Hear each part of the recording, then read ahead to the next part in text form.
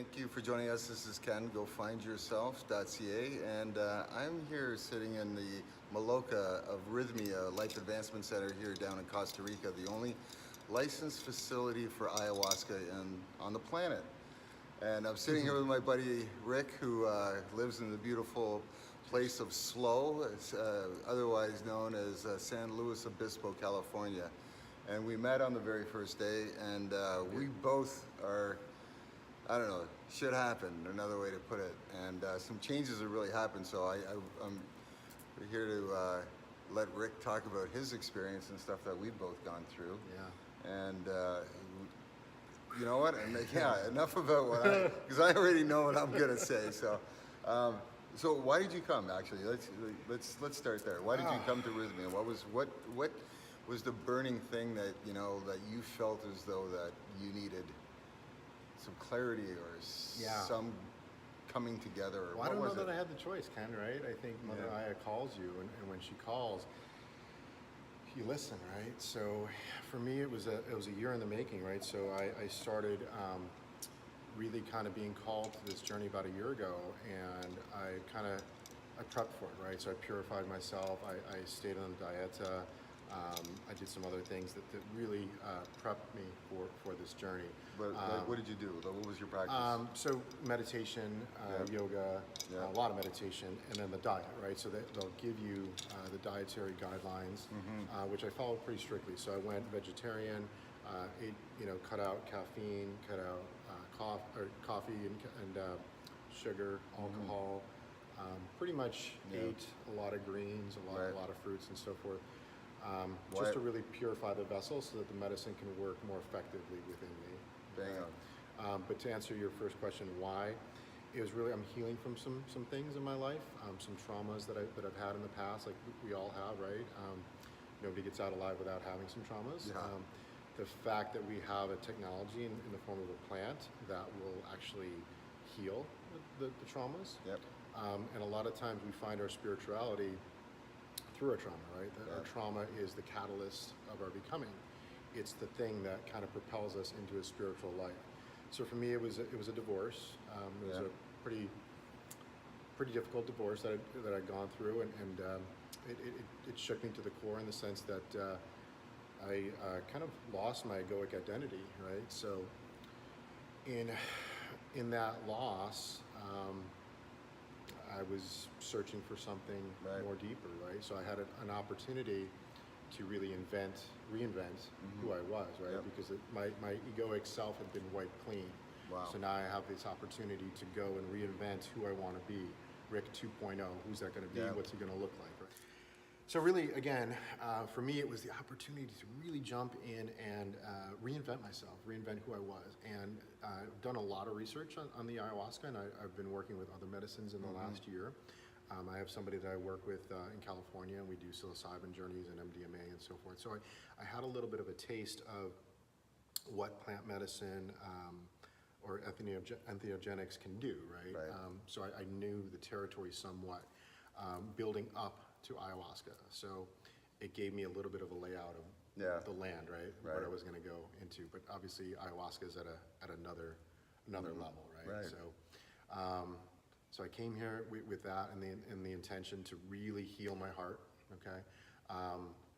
One of the things in my journey is that I was paying the pain forward of my trauma. I would pay it forward to others, and I recognize that in myself. Just like anger would show up, and resentment, or jealousy, or the typical egoic emotions around love and attachment that we all have, the disease state of attachment, right? So it just that would show up, permeates and cracks and filters out and works its way through your personality into others. And in so your to have that recognition, and then to say, you know what, I'm not going to do that anymore. I'm not going to pay it forward. I'm not going to pay my pain forward into somebody else, right? So at that point, I kind of really went inwardly for a year and just didn't really kind of have relationships outside of myself being my primary relationship. So really focusing on falling in love unconditionally with myself first, right? So that was, and then this was the carrot, the ayahuasca journey was the carrot way at the end of this road, right? Right. So this was something I built up to, and I knew that if I purified my vessel and if I did everything that I needed to do, the ayahuasca was going to be the Mount Everest, right? It was going to be the final stage in this. So let's talk about your journeys now. We had four ceremonies. So first, four ceremonies we had in this room, and behind us, this is set up for the breath work, which is a phenomenal thing in itself that's separate from doing the ayahuasca. But behind me usually is all beds, and you get a white puke bucket, which, you know, for purging and vomiting.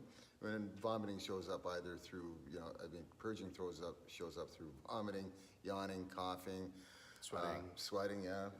There's a couple other things as well, but these are all purging these emotions and these, little black spots that we've got. But then also, people yell out and scream out. It's kind of sometimes terrifying, but it's pain that's leaking out from them. Right. And that's basically what's going on.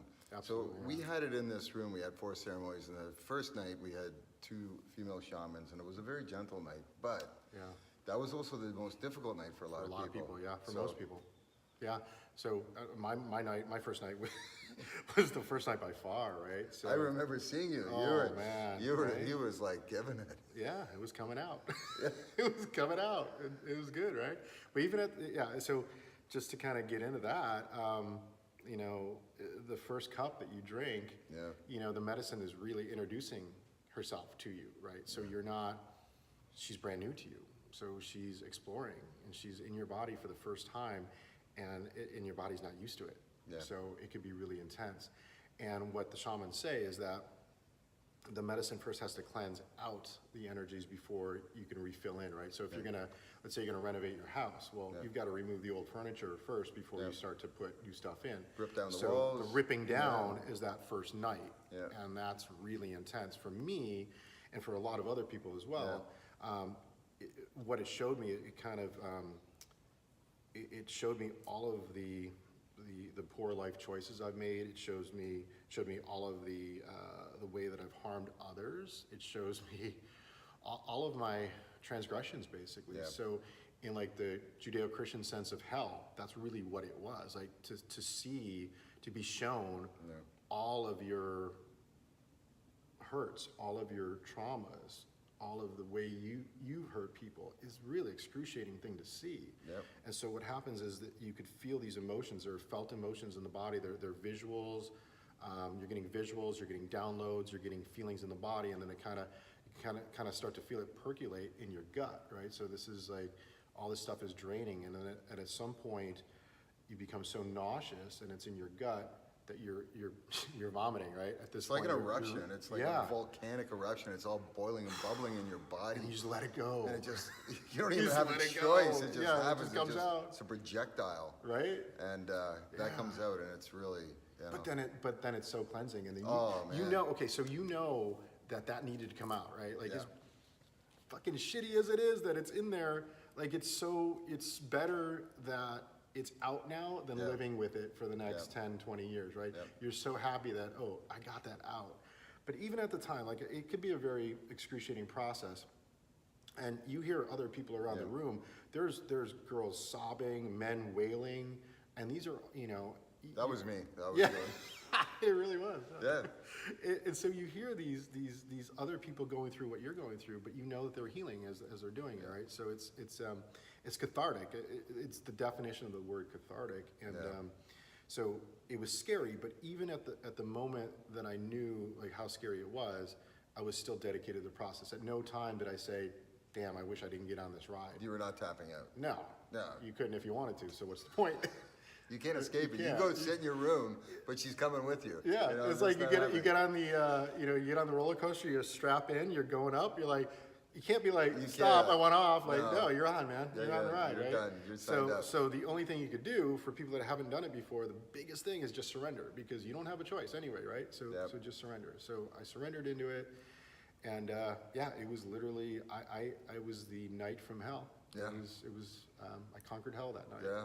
Well, it was crazy. And now, so night number 2 was a different experience. We had different shamans again as well. And that was, we had Brad, who was the head shaman, and then Scott. And the last time I was here, each of them were the shaman at 2 separate ceremonies. So now they're combined, they're teamed up, and so that was pretty powerful. And then they had their tribe of guys as well too. One thing I will admit, they had the greatest music. I'm telling you, like the music was awesome. And for me, it was a vibrational thing. I was, you know, what's this song? And I was melting into the song, and I was letting the beat and the vibe and just like take me. And that was a big night for me. Yeah. So the music there's so many parts about this, right? So you've got the medicine talks to you and feels you out through your emotion and feels you out through the energetic field of the place in general, and then everybody individually, collectively, of course. And then you've got the music aspect, and then, you know, they're also making noises as well too. The shamans will go around and they'll, you know, it's a matter of their ankle belts, or if it's their wairas, and noises from their mouth and stuff like that. It's basically set up to kind of grind you. Yeah. You notice that? It's just it's a the symphony music changes just at your point that you're getting very nauseous. The music directs the whole journey. Absolutely. Yeah. So what happened to you? As do the people around you. So on the second night, so I was sitting next to this young girl who was going through it, and she was really sad, and she was really struggling with it. And one of the really nice experiences of that, I have this crystal heart that I carry with me, and have it on all my journeys, and she was really struggling, and she kind of sat up in the middle of the journey, and she just looked at me like with all this sadness, right? And so one of the other things, by the way, is the empathy that you're able to gain through this process. Boy, oh boy. Now when you hear somebody else crying or throwing up or whatever it is, like you just go to this immense amount of empathy. That's my brother throwing up in the bucket, right? Yep. So anyway, so this girl, she looks at me and with these sad eyes of just struggle. And so I took my crystal heart and I gave it to her. And she took it and she just looked at me and started crying and held it and just like, you know, gave it some love. And I said, keep it as long as you need it. And that was like the rock that she needed to hold on to. Oh boy, yeah. And so she held it for, I don't know, a good half hour or so. And then she gave it back. And then the next day we talked about it. And she goes, that was the thing that got me through the night. You know, she was so lost, and it's just so sometimes we're not really supposed to interact, but you know, she was right next to me, and I just gave it to her, and that was the thing. But the next night, third night now. Yeah, third night. So really quick about the second night. One of the things that I will point out is it took more courage to go take that medicine the second night than it did the first night, because night one was hell night, right? So now you're like, oh shit, is that going to happen again, right? Yeah. You don't know, because every experience is going to be different, and you don't know. And the medicine from the second night was Peruvian. It was, yes. But then Brad, Brazilian the third night. But no, wait, hang on, it was Costa Rican, because Brad brewed Oh, that was local. Yeah, the that was local brew, Brad's Brad brew. brewed it. Yeah, that's And correct. so just a little bit about ayahuasca, the brew. It's you know, there's 4 different areas that it comes from. So you got 4 nights, 4 different shamans, 4 different basic countries or whatever that it's derived from. All of it tastes like shit, more or less. You know, and it's hard to But drink. let's talk about that. That's true. That's overstated. That's true. I've done wheatgrass a lot, and wheatgrass that's is just right. as shitty. It's not any worse than wheatgrass. Jägermeister. Right? You know, yeah, Come that's on, right. man. It's not. It's overblown how shitty Well, it tastes. It tastes shitty, but there's other shit. Okay, the reason that I'm saying that is because it's like tequila, right? You know, like anybody who's violently thrown up on tequila has a hard time drinking it again. So I've violently thrown up so many times on ayahuasca, it's hard to drink. Right. But you are right, though. It's like, not, let's not be that, you know, it can't be, let's not put it in all one bowl, you know, kind of thing. All the but brews taste slightly different. They do. So the third night was interesting because it was the feminine energy Ladies' night. night. That was like, wow, that was a bomb. We had a beautiful, our shaman, Sarah, she's a goddess from the universe. Yeah. She's absolutely incredible, and she had her team that was with her. So let's talk about that night. That was incredible. Like, so, you know, again, on that night, I processed a lot. You know, I felt a lot of love on that night because the intention in the room was really, it was a soft energy, it was a feminine energy. So I think a lot of the purging that I had gotten out the previous 2 nights, now it was filling up. So I was really getting visuals of, you know, downloads of future plans that I was struggling with, and it was giving me guidance. Wow. So I had a lot that got poured back into my cup on Thursday, Nice. on Wednesday Yeah. night, right? And the beautiful part of that ceremony at the end, remember when Christian was playing the guitar, he did the Imagine cover, and it was just so, it was like such a kumbaya moment. It was man, like, right? yeah, it was like almost like start a fire in the middle of the room. Yeah, You know, like and we all camping. danced. We danced around. danced and- So that was just full of good energy, and so I think my heart got full. That was the night that my heart got healed. Okay. Yes, yes. So that was the night. You look so different in the next day.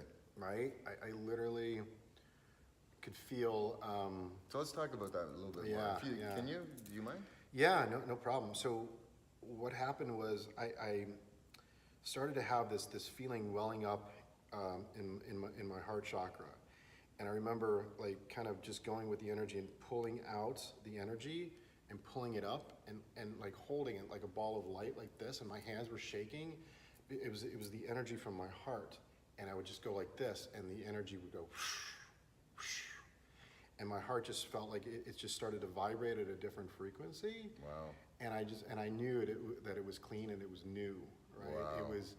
It was definitely a felt experience. Yeah. It wasn't something that Felt was bright. Yeah, it felt bright.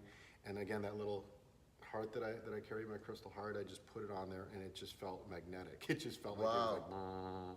So that was the heart repair night, the new heart night, and that's what they say at Rythmia. They say the protocol is that you ask the medicine to show you who you are, who you've become.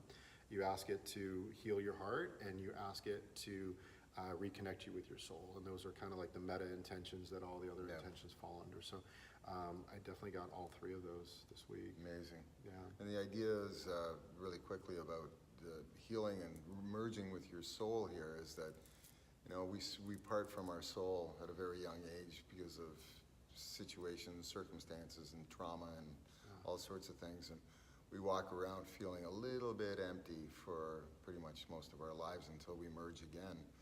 And a lot of times people don't get that blessing until they're on their deathbed. And so this is an opportunity, and this is what this is all about, is merging with your soul when it is well before that, whenever you wake up enough to realize that you have the courage to go and repair and fix some of the things that have been screwing up your life, making you uncomfortable and disharmony, and wanting to have a bigger, fuller life and find real authentic happiness where it's not like, you know, I'm 80% happy or I'm 90% happy. I'm like wholeheartedly 100% happy, and it's such an amazing feeling. And I got that the morning of the fourth ceremony. The Big Bang. The Big Bang. So let's talk about the Big Bang. Oh, the Big Bang, the fun night. This is the big night. This is the finale, right? So let's set the stage. So the fourth night we did this. Yahe was the medicine. So And it started later though. yeah, it started at 7:30 as opposed to the 5:30. And it goes all the way till. 8 a.m. Right? So But we were here till 9:30 though. Oh, was it? Was it really that? Wow. Okay. Yeah. But when you're going in, you're like, there's no way. Like, how are we gonna be on the medicine for like 10 hours? Like, that's just not possible, right? But it's like the quickest night of your life. It just boom. Boom. Where did it go? I remember coming out of the bathroom at one point. I went in. It was dark. I came out and it was light out. Like, what? I thought it was like 1 in the morning. Yeah.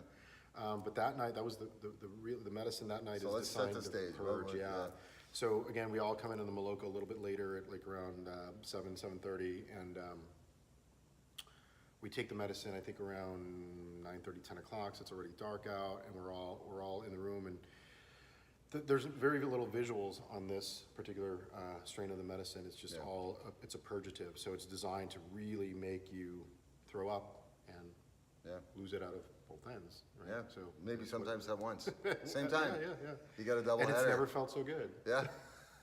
So that's kind of crazy, but so the way it works, at least for me, is, you know, again, I'm downloading, I'm getting visuals and I'm getting downloads of things that I need to lose, things I need to let go of, and it comes to me, and then again, it just kind of coagulates in my system, and you can kind of feel it gurgling in your gut, and then you just know, like, okay, it's going to come out, and you purge, and you purge, and you purge, and you purge, and this goes on all night. So most of us spend the better part of the night in the bathroom or on the bucket, and sometimes both. But that was a hugely purgative night. I remember I had taken the second cup a little bit later because I missed when they were giving out the second cup as I was outside on the hammock, because you were allowed to go outside on the hammocks and look at the stars when you need a break. And so I missed that. So I came to the shaman just before he was going to do a circle, and I said, you know, I missed the second cup. Can I get another cup? So he gave me another cup later in the evening. So when they were doing the blessings later on, I was still like in mid second cup. Like I was feeling the effects so bad that I went and sat out on the hammock. And as where it got interesting, I was at that point about as ill as I had been in the night. I was just laying in the hammock, kind of just holding on for dear life, right? And one of the shamans comes over and she's like, you know, we're giving the blessing now. You may want to come into the Maloka. And I'm thinking, oh shit! If I go in there feeling like this, I'm going to throw up in the middle of the circle. I just can't do it. So I told her, okay. I said, give me a couple minutes, and I kind of just sat there in the hammock, and I was thinking, well, I've come this far. I'm not going to miss the blessing, right? I gotta. This is where, you know, the rubber hits the road. This is where, you know, the warrior spirit has to take hold. So I literally just kind of threw myself out of the hammock, crawled on all fours, and back into the Maloka. I'm like, I'm gonna do it. Screw it. I got to do it. And you know, with everything I can muster, I went into the circle and I sat down. I actually sat next to you right over there. Remember I sat next to you, and I was just, you know, intensely ill, and I'm thinking, how the hell? I'm waiting for my blessing, and I'm like, how the hell am I going to make it till the shaman gets here? I'm like, brr. And then you laid down. I went, that's a good idea. Yeah, I laid down with both you and me. We're like, I laid down, and then something came to me. Then a very specific vision came to me, and.